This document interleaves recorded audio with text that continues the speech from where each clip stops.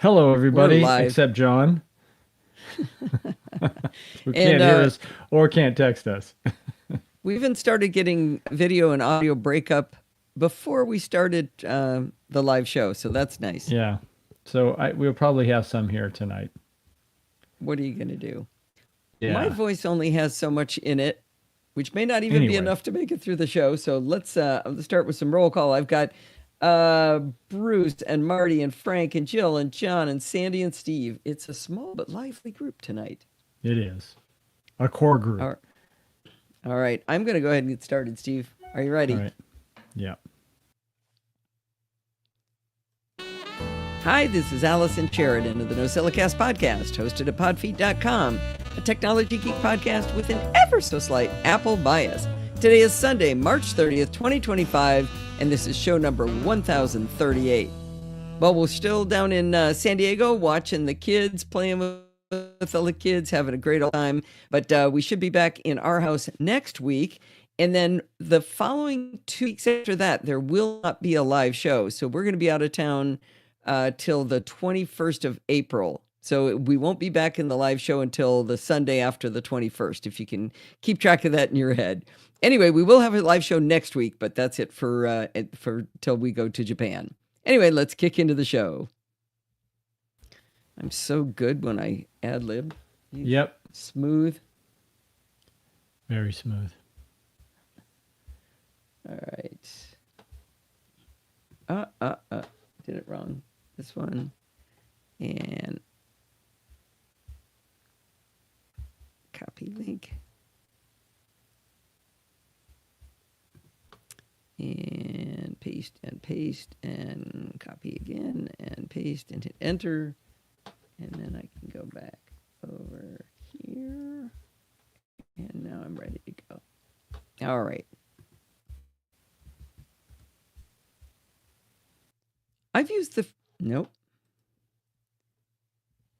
free and open source Audacity for audio recording and editing for as long as I can remember. I did my very first podcast recordings using Audacity nearly 20 years ago. What I never did before, though, was to actually learn how to use it well. I'd push record, do some minor edits, maybe remove some noise, and then export the file. I finally decided I'm going to learn this tool. Since there's no better way to learn than to teach, my latest video tutorial for Screencast Online is all about Audacity. This tool is surprisingly capable and well documented. I taught the basics of using Audacity in the tutorial, how to understand the on-screen tools, and how to find help with the more advanced features. But it is really, really deep. It can go so much further than what I actually taught. When I told Bart I was going to do Audacity, he was like, whoa, really? That's a big one. That made me nervous, but I think I did a good job on it, and I'm really proud of it. I hope you'll watch it if you're already a Screencast Online subscriber. If you aren't, of course, there's a free 7-day trial that will let you watch my Audacity tutorial and all of the current back catalog. You can find it at screencastonline.com. All right.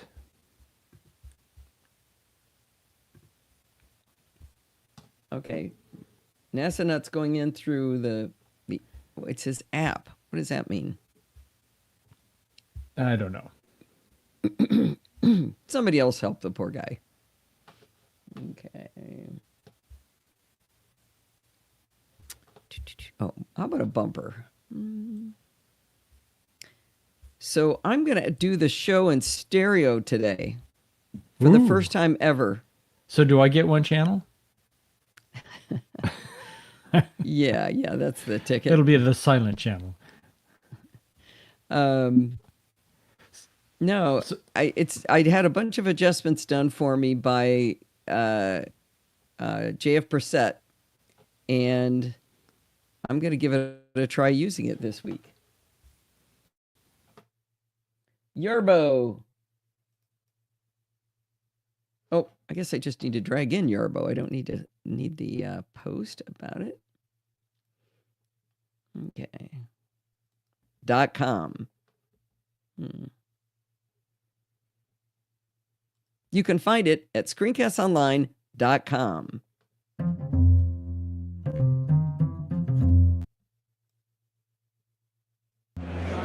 Now, everybody loves yard work. They love to rake leaves. They love to snow blow, of course. But I'm sorry? That was a long delay after the. I paused and then let it go. Oh, okay. Listen again at screencastonline.com. Now, everybody... Is that okay? Yeah, that's fine. You mean perfect? Actually, I think I usually put these down a track, don't I?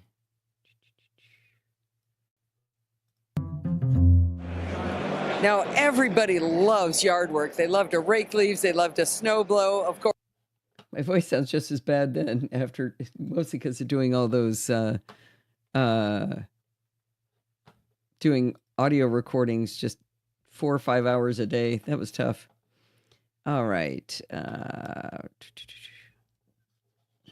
We're going to hear from Marty in a minute.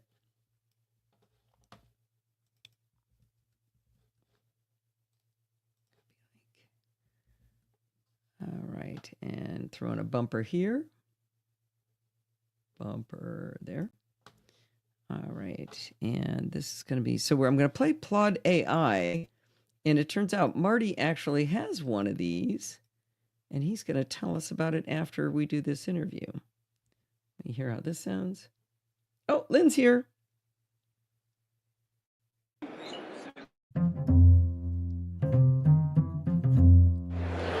We've been talking a lot about AI at CES this week, as you would expect. But I'm talking to Alina from Plod.ai. They have wearable AI, and she's going to tell us all about it. Sure.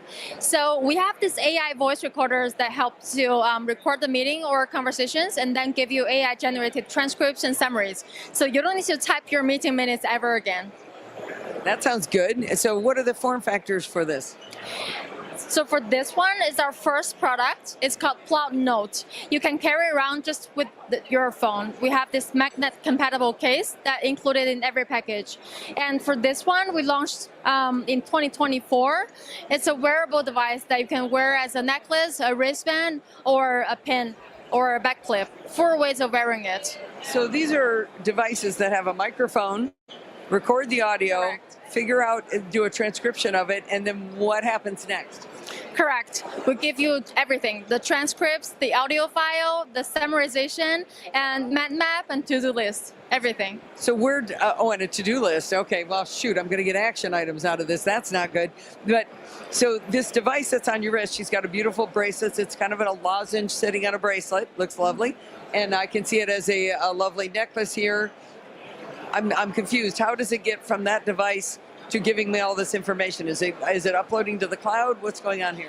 That's correct. So the recording files are stored on device. We have a 64 gigabytes local storage.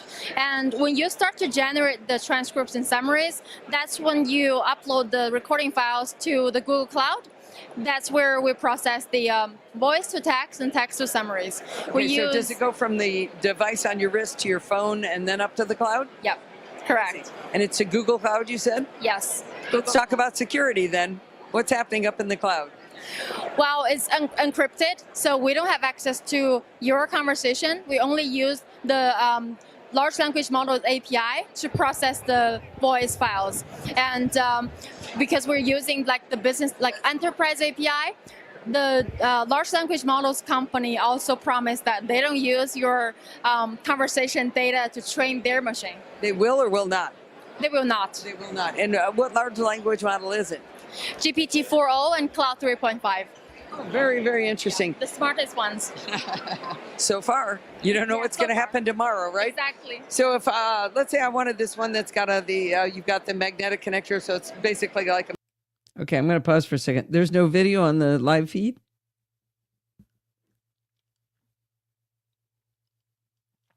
It's going to be a great live show. No video? Can you still hear me on Discord? Oh, wait, Bruce is seeing it. I see video and I hear the audio from the video on YouTube. Is there a problem here? Are people not Sandy's seeing saying the she's video not on YouTube? seeing it. On podfeet.com. Podfeet.com. Okay, well, Did you fix the embed link? I entered it. I see NosillaCast Live 1038, and I've been playing it. But let me let me send this link. Well, I don't know how I would check this because I see it. Well, let me just copy the link and see if people see this. Now, if you click that link, are you telling me you don't see 1038 playing live? Because I do. Why would that be? You're talking about Allison's podfeet.com page, right? When you say you don't see it? Yeah, they're saying that on Podfeet there's no live video. Let me see what I see. Yeah, why don't you check it out? See what you see. Let's make sure this looks terrible. I see a spinning circle. Yep. Really? Yeah. No, I see it now. Yeah, it's playing Okay. on Podfeet.com.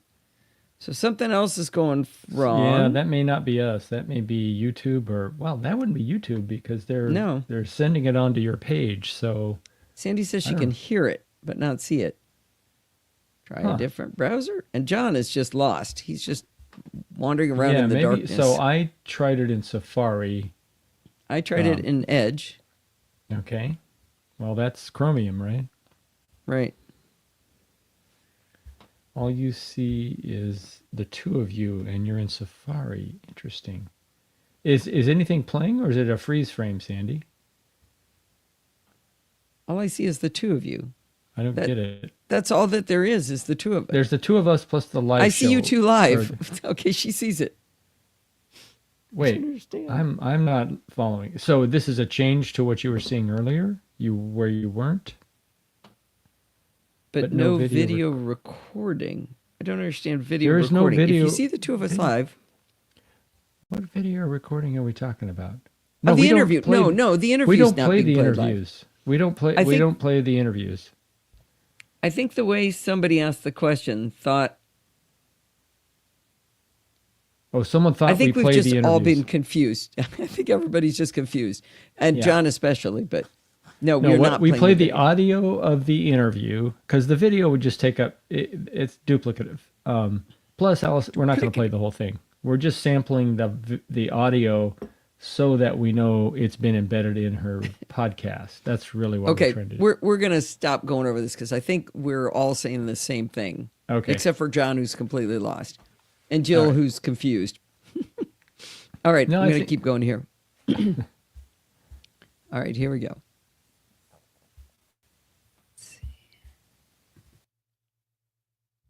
Thank you for talking to us. Thank you. Well, after Steve posted the video about Plod AI, Marty Gensius, also known as Drunk Nick Nolte in the live chat room, posted that he's been using Plod for a while and he's very pleased with it. I asked him if he'd like to drop a note in about his experience, and he sent it along. Let's take a listen. Marty, I've not heard this, so I'm going to play it. Let's take a listen.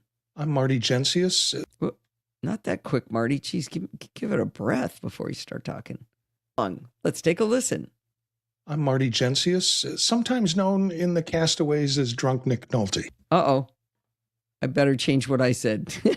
He already said it. Hi, Marty Gensius. Okay, yeah, let me redo what I did because I don't want to say that twice. It ruins the whole comedy. Cool. Thank you for talking to us. Thank you.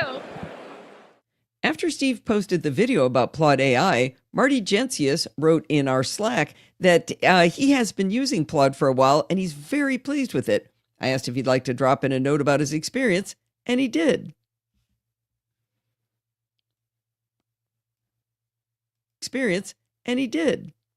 I'm Marty Gensius, sometimes known in the castaways as Drunk Nick Nolte. Allison, thanks for asking me about the Plowed Note and the Plowed Note pen. You know, I like to overdo it, so of course I own both. I discovered Plowed products a couple of months ago when I was unceremoniously volunteered to take minutes at our every other week 3-hour-long faculty meeting. Typing is not my strong suit, and writing notes by hand wasn't even a consideration. Plowed became my go-to solution for note-taking. I record the meetings using my Plowed Note, pausing when sensitive student topics come up, and then generating a transcript from that meeting. Our meetings follow a comprehensive agenda with specific sections led by different faculty. So I take that transcription and generate a summary. Then I combine the summary, the full transcription, the official agenda, and my own version with action items and notes and put all of that into ChatGPT. From there, I asked ChatGPT to generate meeting minutes that follow our agenda format and export the results in Word so I can make few edits before sharing it with the team. It's an efficient and sanity-saving system. I'm currently at the American Counseling Association conference in Orlando, Florida, and I've been using both the Plowed Note and Pen during various division board meetings. I've taken over the note-taking role in several sessions to give folks a break, and the devices performed really well using the same workflow I use back home. I'm also presenting at the conference on AI tools for counseling practitioners, and I've incorporated a live demo of the Plowed devices into my session. The responses have been great. Attendees have been intrigued, impressed, and even a few got online mid-session to order one for themselves. It's been fun showing how these tools can ease the documentation burden in professional settings, especially for those of us who'd rather not be stuck typing for hours after a long meeting. That is great. Those of us who'd rather not be stuck typing for hours after a long meeting. Well, that's great, Marty. I didn't take it terribly seriously when I saw it because we see so many things that don't turn out to be that amazing. I try not to get too excited, but this really does make me intrigued. It also makes me remember something important I learned when I read Dilbert's guide to, I don't know if it was guide to management, but one of the things he said to do was to volunteer to take notes and then assign action items to people who would have never said that they would ever do that thing. And then you never have to do it again. So that's something I always lived by. Anyway, thanks for the impromptu review. All right. It was a surprisingly depressing book. It was all about how horrible life in a cubicle really is. Like, apparently he was really bitter.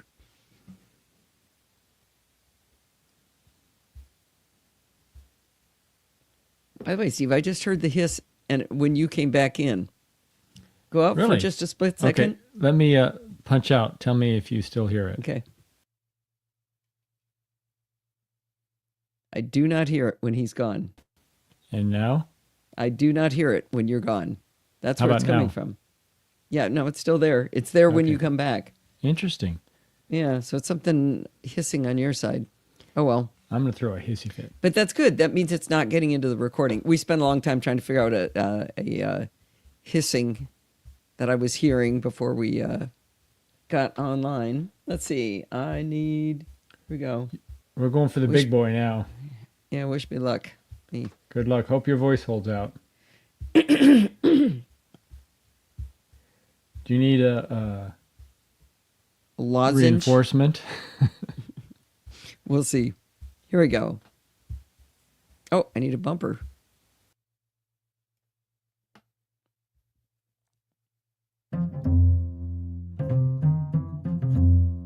If you've been enjoying watching Steve's videos of our interviews at CES and CSUN's, let's not stumble on the first.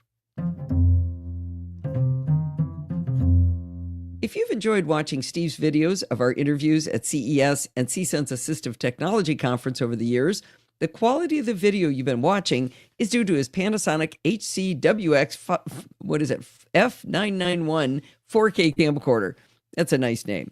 Anyway, the large 1/2.3-inch CMOS sensor gathers a fair amount of light, but it struggles under really low light conditions, which is common in some of the CES venues. It also has challenges in changing light conditions, such as a bright monitor suddenly coming into view in front of two speakers. I don't like that.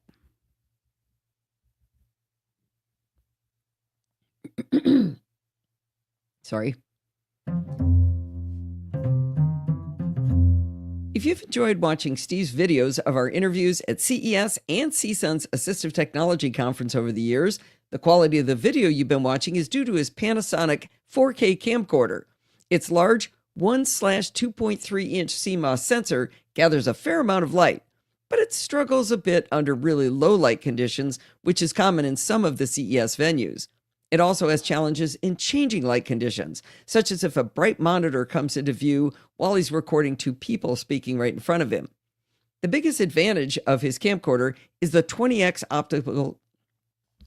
Okay, Steve, can you fix? It says the biggest advantage of is camcorder. That's what threw me. Doesn't say his. Ah, gotcha. Thank you. The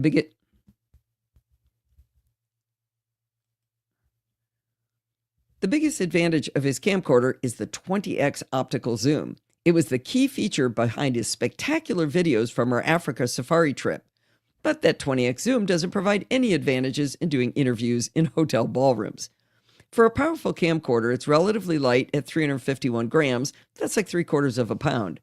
And compared to camcorders of old, it's pretty small at 9 by 9 by 4 inches.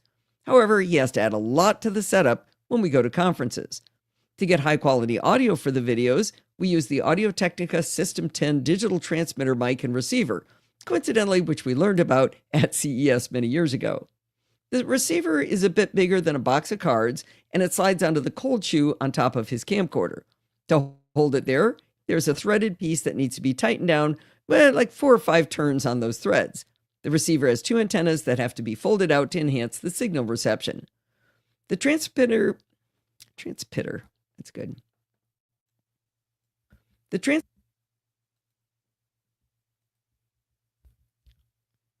transmitter microphone looks pretty standard, but it's powered by 2 standard AA batteries. Steve can confirm the connection to the mic on his receiver's display, and the remaining battery level is shown on that receiver as well. Now, we could put new batteries in every time we start a new event, but that's a lot of e-waste, so we go as long as we can with each pair of AA batteries. It's a trade-off, though, so every day and a half or so, we have the hassle of replacing the batteries in the middle of a press event. Hopefully not in the middle of a recording with a press event. Steve usually has me stop when it's down to, say, 1 bar. Anyway, we moved to this fancy new digital audio system in 2015, a decade ago. Once you add the receiver to the camcorder, now it becomes reasonably heavy to hold by hand during interviews, so Steve uses a monopod to support it. While recording interviews, Steve has to stand back a bit because the angle of view is not very wide.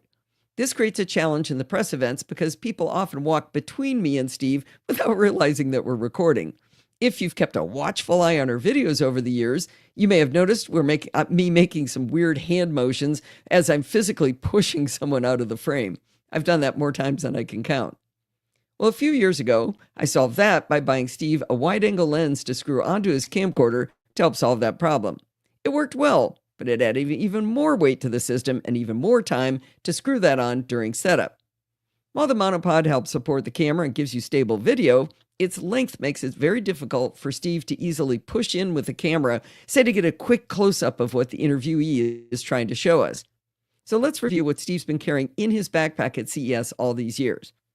He has to carry the camcorder, the transmitter, the receiver, spare camcorder batteries, spare AA battery monopod, and when he was using the wide-angle lens, he had to carry that as well. Now, setup involves getting the camcorder out of the case, sliding on the battery, screwing on the receiver onto the top with that threaded mount I mentioned. He has to attach the audio cable from the receiver to the camcorder with several service loops to take up the slack. He plugs in a mono headphone cable to the camcorder so he can monitor my voice. He has to screw on the wide-angle lens. He has to extend the monopod, and he has to screw that onto the camcorder. He has to power up the camcorder, power up the mic receiver, check the channels to make sure we're communicating, and Bob's your uncle. We're ready to go. Well, this whole process takes about 5 minutes, and of course, breaking it down is the reverse of the whole rigmarole. For the press events at CES and CSUN, we just set it up at the beginning of the evening, and then we break it down at the end of the event. Now, one of the reasons we don't do a lot of interviews on the big show floor is it's just not worth the overhead of setting up and breaking down if we find, say 1 interview every couple of hours. Well, the pros of this setup is that you get this high quality video and audio for the interviews, which is the most important thing. The cons are it's heavy and bulky for Steve to carry, and the setup and breakdown process denies you any spontaneous interviews. Okay, I'm going to stop for a second there to take a breath. I saw another typo. I'll never find it now. Nope, I lost it.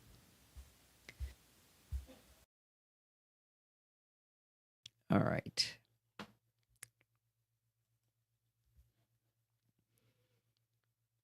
At this point, you've probably figured out that something's coming here. Well, over the few months leading up to CES earlier this year, my friends started talking about an intriguing little camera, the DJI Osmo Pocket 3. Now, this has actually been out for over a year, but I've just started to learn about it. My good friend Pat Dengler has the Osmo Pocket 3, and Rob Dunwood bought one just for CES. As we lugged around, well, I should say Steve lugged around his giant backpack of gear for recording, here's 6'5" former defense tackle Rob Dunwood carrying this teeny tiny little camera about the size of 3 fingers. Well, 4 things prompted me to start looking at the Pocket 3. Saving Steve's aching back, Steve's birthday was coming up in April, CSUN was coming up even sooner, which would be a perfect test case for whether this tiny camera could replace Steve's rig for CES next year, and we have a trip to Japan in April, where a small video camera might be fun. Find the word fun and put a period at the end of that sentence. Okay. And it's right before the DJI Osmo Pocket 3. And my bullet points are not showing as bullet points in my preview. Do they look like bullet points in the blog post? They look like asterisks. Asterisk bullet. Yeah, You know they what I'm saying? shouldn't. I think there's a problem with the missing space All right, line oh. feed. So it says 4 things prompted me to start looking at Pocket 3. There should be a line feed to give you those. They would turn into bullets if there was a line feed space. Okay. I need the space. All right. Before I go much further, I really should describe the DJI Osmo Pocket 3. I'm going to call it the Pocket 3 from here on out because that's a mouthful. Picture a 5.5-inch long rectangular device that's 1.7 by 1.3 in cross-section. The top is a tiny gimbal holding that small camera. Along the length of the handle is a 2-inch touchscreen. If you rotate the touchscreen 90 degrees so it's perpendicular to the handle, the gimbal and camera spring into life. And this entire thing weighs 179 grams or 6 ounces. The Osmo Pocket 3 is $519, and it comes with a few accessories. Steve, you should get it and show it to people while I'm talking. The base package includes a protective cover that easily snaps onto the camera and a short handle you attach via USB-C to the bottom of the handle. This short handle makes it a little easier to hold, and it adds a standard 1/4-20 thread mount for mounting a tripod. Both Rob and Pat suggested I buy more than the base package, though. They said I should consider buying the Osmo Pocket 3 Creator Combo for $669. In addition to the protective cover and the short handle, this package also comes with a longer handle that is a battery. Pat said that the Pocket 3 is so small that it is hard to hold in the hand and reach the record button and the little joystick, so adding this battery handle helps even more than the short handle with ergonomics, plus gives you more battery power. The Creator Combo also includes a mini tripod, a carrying case, and probably the most important accessory, a DJI Mic 2 wireless transmitter. This itty-bitty little mic is no bigger than a box of Tic Tacs. The Mic 2 transmitter has a built-in clip so you can attach it to your collar, or you can use a tiny but powerful magnet if you want to, say, have it lower down on your shirt. It automatically transmits the audio wirelessly to the Pocket 3. When all of these accessories are packed up, the included case literally fits in the palm of your hand. Now, normally when I do research on a big purchase like this, I would do it with Steve, but I wanted this to be a surprise. As I read about the Pocket 3 and I watched videos about how awesome it was, I saw videos that Pat had taken to Disneyland with it, and I started to think this might be a viable solution for Steve. The one thing holding me back was whether this tiny camera would be able to do well in the challenging light in hotel ballrooms for CES press events. It's not just low light, it's, nasty overhead lighting and ghastly yellow tint to it. It's just awful. Well, the question is, could this tiny camera have a sensor big enough to gather the amount of light gathered by the big boy camcorder's sensor? I looked up the specs on both cameras and I found the answer, but the way sensors are measured and described is kind of weird. Steve's Panasonic camcorder has an image sensor that's spec'd as 1/2.3 inch. Now, using simple fractions, you would think that's a little smaller than a half an inch, but you'd be wrong. The Pocket 3 specs say its sensor is 1 inch. You'd think that means 1 inch, but you'd be wrong again. I'm not going to go through all the background to explain this or even the math to get us to the correct answer, but I will tell you the correct answer. The camcorder's 1/2.3 inch sensor measures 0.3 inches diagonally. The Pocket 3's 1 inch sensor measures 0.7 inches diagonally. To put it more simply, the sensor in the diminutive DJI Osmo Pocket 3 is significantly larger than the Panasonic camcorder, which means that surprisingly, it should be able to outperform the camcorder in our challenging recording environments. I still wasn't convinced. So I asked Rob if he could send me a link to some of the video interviews he recorded at CES with his Pocket 3. I was blown away at how great they looked. I was pretty darn sure Steve would be really happy with this very early birthday present, and I was right. I gave Steve the camera before CSUN as planned, and he dug into learning it straight away. I downloaded the manual, and I even printed it out. But to be perfectly honest, it was way easier to learn by watching online videos. There's lots of material out there to teach you how to use it. Turning on the Pocket 3 is super simple. I kind of mentioned it up front. You rotate that touchscreen 90 degrees, and you're in business. The controls for the camera are accessed by swiping down, left, right, and up on that little 2-inch screen. Steve took to it quite quickly because of his experience with the GoPro camera. The controls aren't the same, but the gestures were very familiar. Scroll. I am not good with with a mouse. Am I missing anything fun? All right. Oh, I guess Steve's showing all the pictures. This camera's amazing.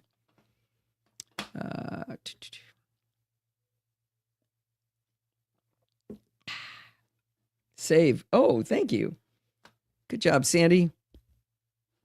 Taking your wing woman work seriously.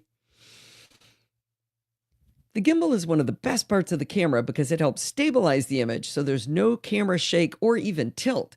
The gimbal has several different modes, and I'm not going to go through all of the ones we experimented with, but there's a mode... The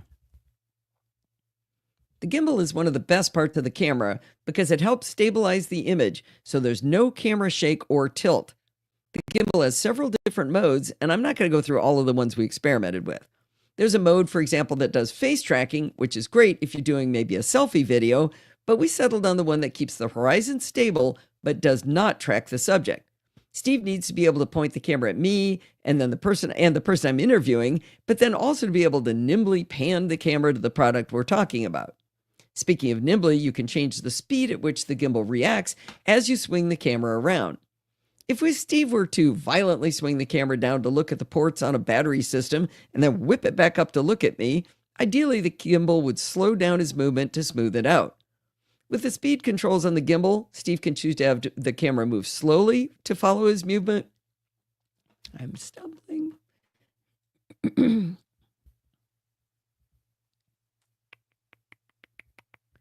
With the speed controls on the gimbal, Steve can choose to have the camera slowly follow his movement, go at medium speed, or go quickly to his new position. We did some experiments, and the fast setting best met our needs, but it will have to be careful to not move too quickly, or the video could get a bit jerky. Luckily, he's had a lot of practice doing smooth pans without a gimbal, so I think we'll be okay. It also helped to watch Rob's first video attempt at CES to cement the fact that we did not want face detection. As I mentioned, Rob is 6'5" tall. He doesn't have a videographer as I do, so he put the Pocket 3 in selfie mode and he held it at arm's length with the camera in face tracking mode. It would have been perfect, except the gentleman he was interviewing was a full head shorter than he was. The camera locked onto Rob's face, so he was perfectly centered, but that left the gentleman basically chin resting on the bottom of the frame. As I said, this was Rob's first attempt, so it was a learning experience for him, and we were glad we saw it before we did our tests. Now, when explaining Steve's camcorder setup, I explained that he monitors my... Okay. Little stumble.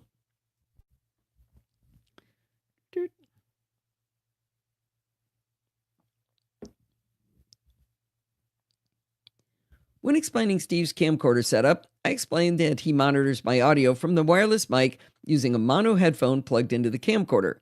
This is easy with the Pocket 3. The camera has a USB-C connector on the bottom where Steve can plug in a headphone adapter to monitor the audio from the mic 2. If the battery handle is connected via that USB-C connector, the handle itself has another USB-C connector that supplies the audio signal. It looks a little dopey though, as the USB-C port is on the side, so the adapter and the headphone cable are kind of sticking straight out towards the subject. The adapter we have is white, so I might get him a black one to make it at least a little more subtle. Then the Tic Tac size mic 2 transmitter would be pretty weird to hold in my fingertips to do interviews. So Rob recommended this cheap mic handle stick thing. It's basically a piece of plastic that has a slot into which you can slide the mic 2. We were able to add my fancy NosillaCast mic flag to the stick. Makes the mic 2 look like a big girl microphone. And we spent a lot of time reading up on how do we make the mic 2 connect to the camera. All that research was time wasted because you turn on the mic 2 and the camera goes, got it. Seriously, that was it. It was just like, yep, I'm on. Once the mic connects, Steve can see little bouncy level lines for the audio in to verify the levels are good. When Steve used to record with his big boy camcorder, he'd have to give me a hand signal to tell me when he started recording. But with the Pocket 3, I'm getting there. When Steve used to record with his big boy camcorder, he would have to give me a hand signal to tell me when he started recording.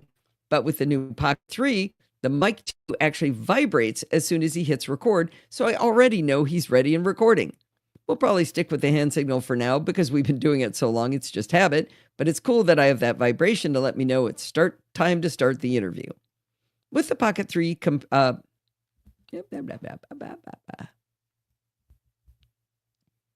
with the Pocket 3 paired with the DJI Mic 2, the Pocket 3 records the audio and video to a micro SD card. It has no internal storage. Additionally, though, the Mic 2 transmitter automatically stores a backup recording locally to its internal storage. It was a nice surprise to have this backup. The audio quality of the Mic 2 transmitters is really good for video interviews. I wondered if maybe it would be good enough to use as my Rode mic when we go down to Lindsay's, but it wasn't quite up to my standards for that use. Pretty good, but not good enough. The USB-C connector on the bottom of the camera can be used for data transfer and for charging. The battery's handle USB-C connector can also be used to charge it. If the camera is less than fully charged, connecting the handle will charge the camera back up, depleting the battery handle. The Mic 2 transmitters have USB-C ports for data transfer and charging of them. The mini tripod that comes with the Creator Combo is adorable. It's not much bigger than your thumb and it weighs practically nothing, but it gives the Pocket 3 a nice stable base. You can't connect the tripod directly to the Pocket 3 because remember the camera only has that USB-C connector on the bottom.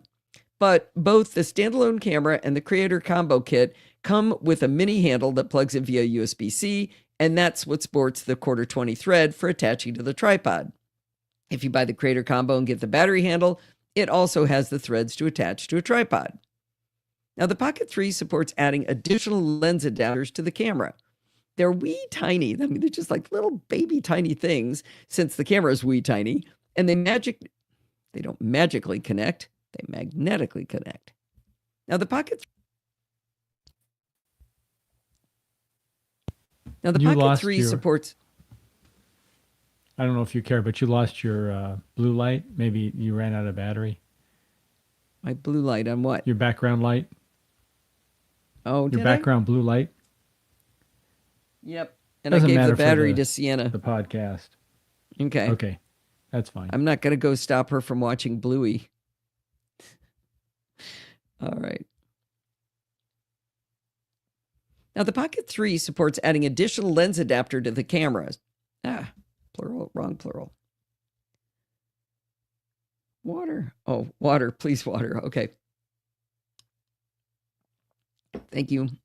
Appreciate that, Nick. Now, the Pocket 3 supports adding additional lens adapters to the camera. They're wee tiny since the camera is wee tiny, and they magnetically snap on in front of the camera lens. The Creator Combo comes with a wide-angle lens you can pop on to expand the field of view from its standard 92 degrees to 108 degrees.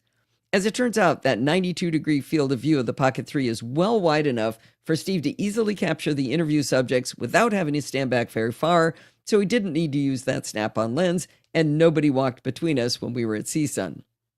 Steve also bought a magnetic variable neutral density filter, also on Rob Dunwood's recommendation. He explained that in outdoor filming, that big sensor gathers a little too much light. So if you want a shallow depth of field, you need to stop the sensor down a bit so the aperture can open up more to give you the shallow depth of field. We haven't tested out the $18 third-party filter from K&F yet, but it looks pretty nifty. The base model and Crater combo both come with a protective plastic case, and there's even a little magnet inside that'll allow you to hold any of the available magnetic lenses DJI and third-party sell. All right, enough description of the camera. Let's talk about real-world performance at the CSUN Assistive Technology Conference. We're happy to confirm that the video quality is fantastic. It did a surprisingly good job of automatically adjusting video settings under terrible lighting conditions. One of the problems Steve's had in trying to take videos at trade shows is he often has to shoot the interview with a giant video screen in the background. Inevitably, the exposure changes to make the display look good, causing the faces to be super dark, or it exposes the faces and then the video screen is completely blown out. While at CSUN, I was chatting with someone in front of a bright screen, and he was delighted to view the stumble. While at CSUN, I was chatting with someone in front of a super bright screen, and he was delighted to review the recorded footage because the Pocket 3 did a fantastic job of exposing both at the same time. One reason for this is probably the advancements that have been made in digital signal processing in the years since this camcorder was first developed, but it was still a delight to... Come on. Can't you get through one sentence? One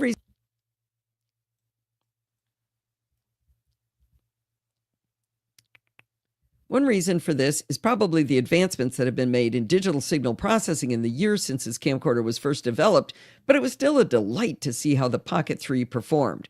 The audio sounds great too, and we confirmed that we have a full backup of the audio on the Mic 2 transmitter. After one of our first interviews, we were walking away and Steve was swiping on the little screen to perform some function when a trash can appeared.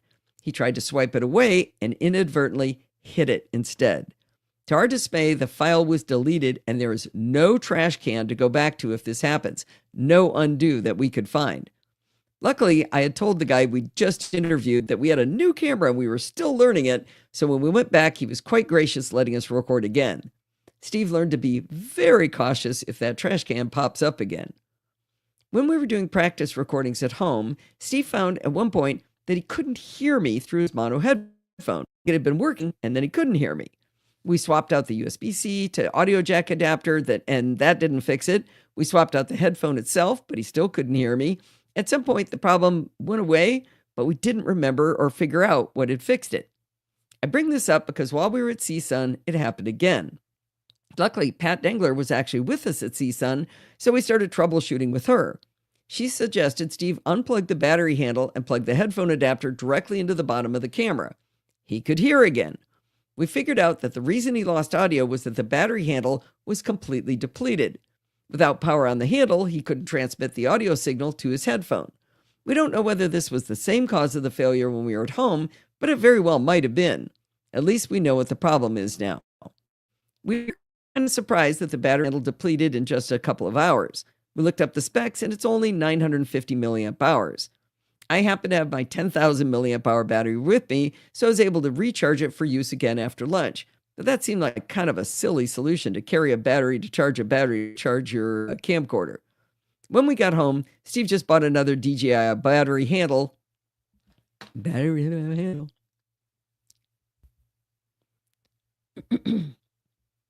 Getting breakup again.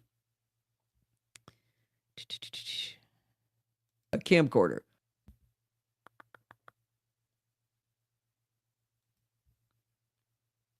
When we got home, Steve just bought another DJI battery handle for $69 on Amazon.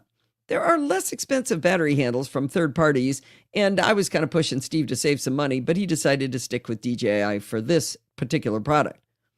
That also made us go look up the battery specs for the camera itself, and it's only 1,300 milliamp hours. I know the camera's big benefit is how tall and light it is, but I expected we'd be able to record the 4 or 5 hours we were at the show with the battery handle attached. The spare battery handle doesn't weigh that much, but it does diminish the simplicity of what Steve has to carry. I mentioned early on that the giant camcorder on the monopod made it hard for Steve to push in really close on a piece of electronics to get a tight shot. With the Pocket 3, it was a dream for him to move in and out, and the gimbal kept the horizon steady and the video panning nice and smooth. It's kind of a tease that you haven't seen any of these videos yet, but this is a good way for you to judge the new ones that are going to be coming up soon. It's time for the bottom line. While the 20X It's time. Must need water again, Marty.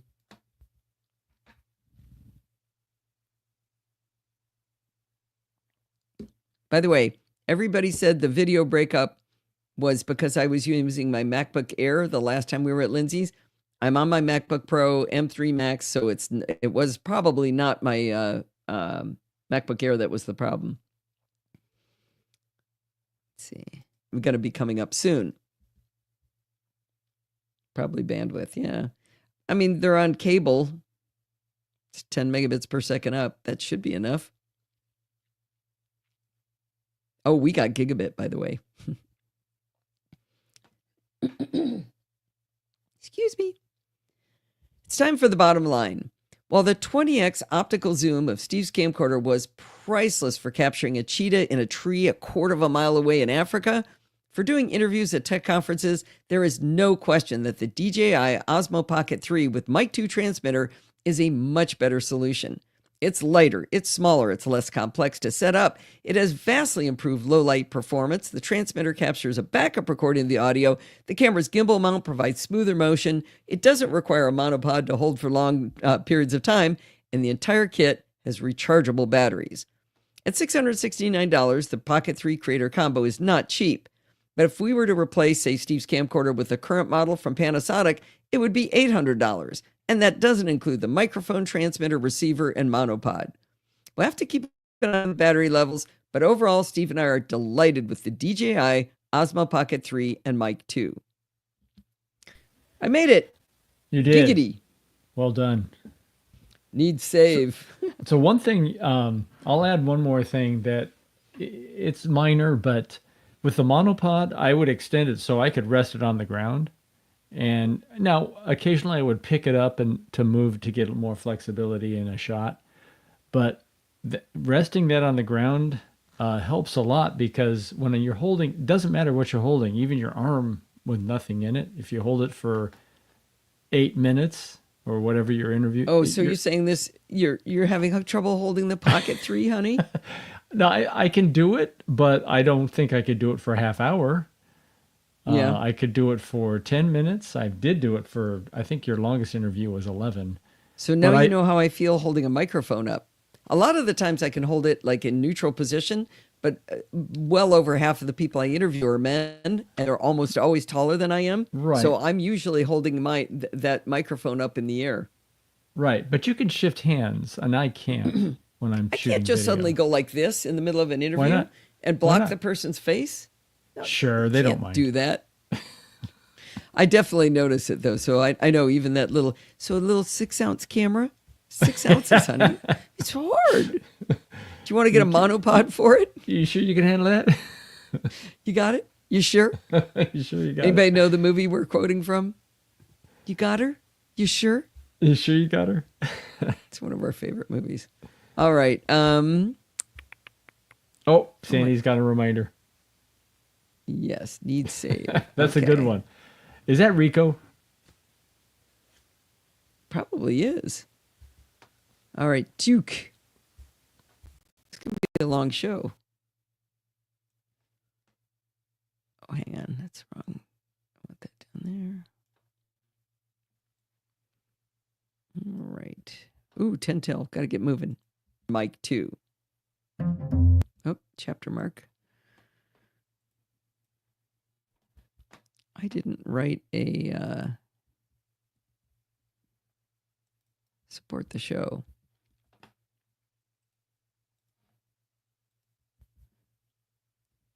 Okay, move you over a little bit.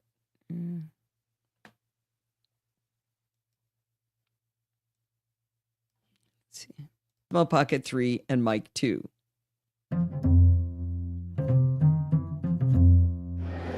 as long as you.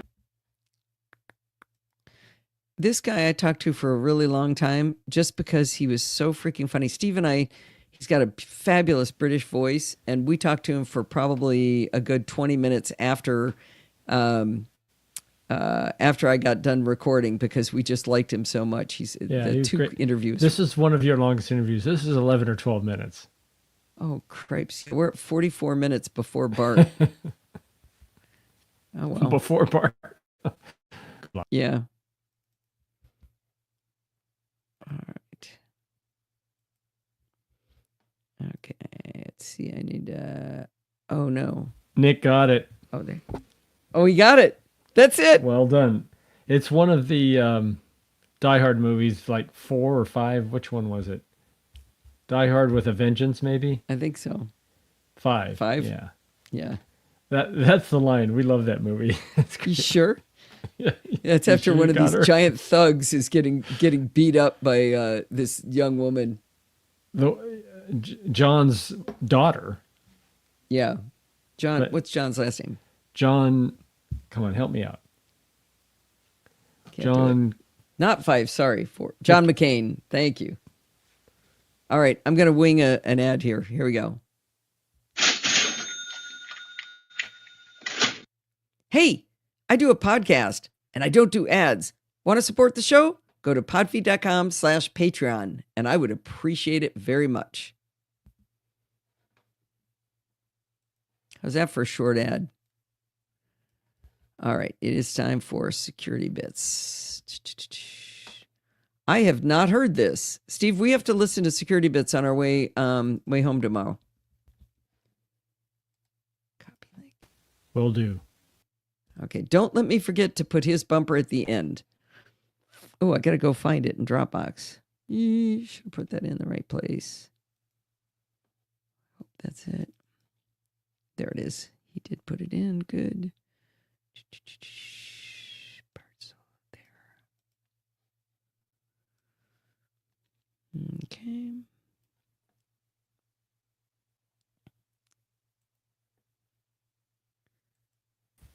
Oh, wait, did he say plank? Let me listen. Hi, folks. Oh, he didn't. No Plink? Is he off his game? How are you going to coordinate audio? I don't know. Forgot the security bits music.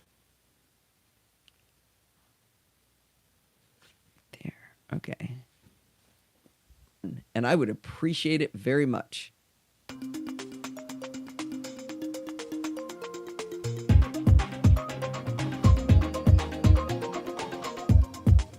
Hi, folks. Bart here with Not one of too those fast. rare solo security bit segmenty things. What? Oh, I brought Too him in fast. too soon? Yeah. Hi, folks. Yes, Bruce, you're right. I think Marty Thank pointed you for that the out, spelling fix. I know. No. Hey, you know, I John can play McCain a is somebody plank. else. Here. Hang on. I shall plinky the plink plinks. Okay, you insert. That's not real. That's pre-recorded. It is. I thought that you would like that. All right. How's this? No, live. Hi, folks. Bart here with one of those rare solo security bit segmenty things. Alison is away having fun family time. I was away yesterday having really fun family time. And Alison is also getting ready to do that whole traveling halfway around the globe thing that she likes to do. So, oh yeah, and our clocks are changing as well. So it's complete chaos here today in Ireland, or for me anyway. So basically, it did work out for me to have time to prepare and record a security bits, but not at the same time that Alison had the time and the mental space, etc., etc., etc., to join me for it. So you're going to have to make do with just a little old me telling you what's going on in terms of security since we last spoke 2 weeks ago. Doesn't he sound sad?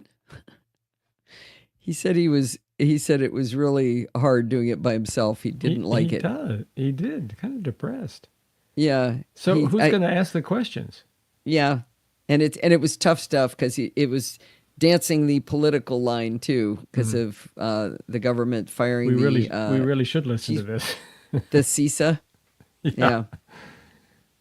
All right, let me hear his closing. Right, I'm going to stop blathering on now. Until next time, you know what to do.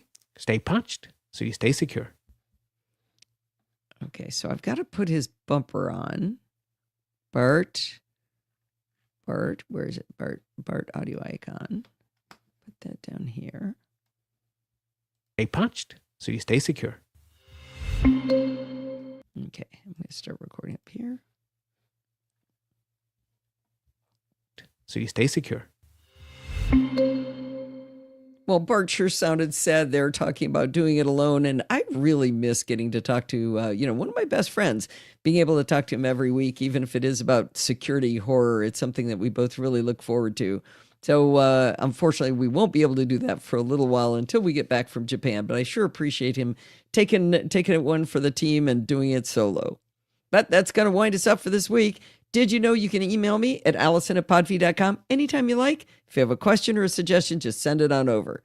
Remember, everything good starts with podfeed.com. You can follow me on Mastodon at podfeed.com/Mastodon. If you want to listen to the podcast on YouTube, like all the cool kids, you could go to podfeed.com/YouTube.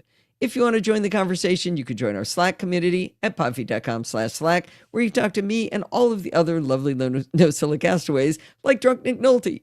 You can support the show at podfeed.com/Patreon. You really should do that. It's awesome. Or you can do a one-time donation at podfeed.com/donate, where you can use Apple Pay or any credit card you like. Or you can use podfeed.com/PayPal. So many great ways to throw money at the show. And if you want to join in the fun of the live show, head on over to podfeed.com/live this coming Sunday night at 5 p.m. Pacific time, but not for the 2 weeks after that. And there you can join the friendly and enthusiastic NosillaCast castaways. Thanks for listening and stay subscribed. Boom. All right, who's leaving? You love being a cool kid? Everybody's bailing. Yeah, they're running out. Wait, we need the show's over. We need a chapter count recommendation. Chapter count. Okay. Hold on. Don't say anything.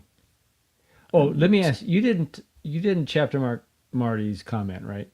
I did not. Okay. Thanks for listening and stay subscribed. It's a little later than Steve likes it. And stay subscribed. Oh, 7. Have you noticed how often it's 7? Yeah, a 7 is pretty common. 1, 2, 3, 4, 5, 6, 7. 7 we are. All right. I'm going to export as a stereo file. And we're going to see if anybody knows that means the your difference. music's going to come across much better. Yeah, that's the thing that bothers him. Who? Dave? JF. JF. Oh, well, the guy's a musician. Yeah. So, Wait, it bothers him that it's mono. he says there's not enough There's no depth. space. Yeah. He kept calling it space. I need the space. Got to broaden it out. Now, he does want me to go back to doing AIFFs instead of M4As. I don't know if I will. I'm going to do an M4A today because it'd be like next Tuesday by the time it would be done if I don't. So, all right. Wait. Upload to what? To Auphonic, which then turns it into an MP3. Oh, he says you're losing something when you upload M4A. Yeah, I don't know if Interesting. my audio matters that much. I don't know. That's a lot. That is a lossy compression, right? M4A is. AIFF is not. So, right. But it's not a very lossy. No, it's pretty good. Right. So I may not change that, but we're gonna go stereo. So All he's right. changed everything. He changed the bit rate, he changed all kinds of things, Jill. I need to show you what he changed it to if she hasn't left yet. 7 of 9. Jill seems to be here. Okay. Yeah, he changed a lot of my settings, so when we'll see how this sounds. Of course, my voice sounds like poop. So we'll see. That's All great right. for podcasting. All right. It is 1 minute till, and I smell a gin and tonic in my future. We'll see you guys next week. And remember, the following 2 weeks will not be a live show. Not until the Sunday after the 21st. What is that date? Mark your calendars. Probably the 28th? It will be the 27th. 7th, okay. We come back on a Monday. So the 27th. Right. All right. Goodbye, everybody. Bye-bye. Have a great week. We'll see you next Sunday.